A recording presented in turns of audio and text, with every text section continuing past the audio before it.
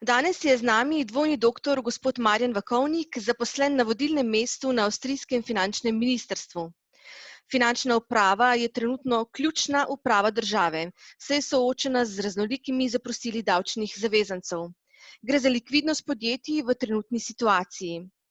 V webinarjih Slovenske gospodarske zveze bo gospod Marjan Vakovnik sproti poročal o ukrepih, ki jih bo Avstrija sprejela na davčnem in finančnem področju. Danes bo gospod Marjan Vakovnik predstavil nekaj hitrih ukrepov finančne uprave, ki naj bi v prvem koraku zagotovile likvidnost podjetij. Izvolite, gospod Vakovnik. Ja, dober dan vsem, ki mi lahko sledite. Tako kot v drugih davčnih upravah je tudi avstrijska finančna uprava sprejela določene ukrepe, davčne olajšave, ki naj bi zagotovile likvidnost davčnih zavezancev. Na kratko bom predstavil najvažnejše hitre ukrepe, ki jih je sprejelo Ministrstvo za finance. Prvič, davčni zavezanci imajo pravico in možnost, da znižajo davčne akontacije, in sicer za dohodnino, nemško je to Einkommensteuer, ter davek na dohodek pravnih oseb, nemško se ta davek v Avstriji imenuje Körperschaftsteuer, in sicer se akontacije lahko znižajo tudi do vsote 0. Drugi ukrep je tako zvani odstop od predpisovanja obresti, če bo pozneje prišlo do predpisa davkov.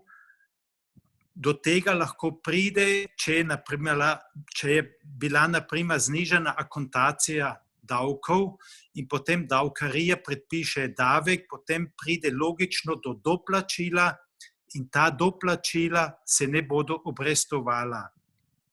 Tretja važna možnost davčnega zavezanca je, da pri finančnemu uradu zaprosi za odlog plačila davčnega dolga oziroma da ima možnost ali pa celo pravico plačati v obrokih. To bo veljalo do 30. septembra 2020, vse seveda iz današnjega vidika. Četrti ukrep je, da davčna uprava trenutno ne bo predpisala zamudnih prebitkov. Ti zamudni prebitki se v nemščini imenujejo Säumniszuschlag in se morajo plačati, če davek ni bil plačan na dan dospelosti.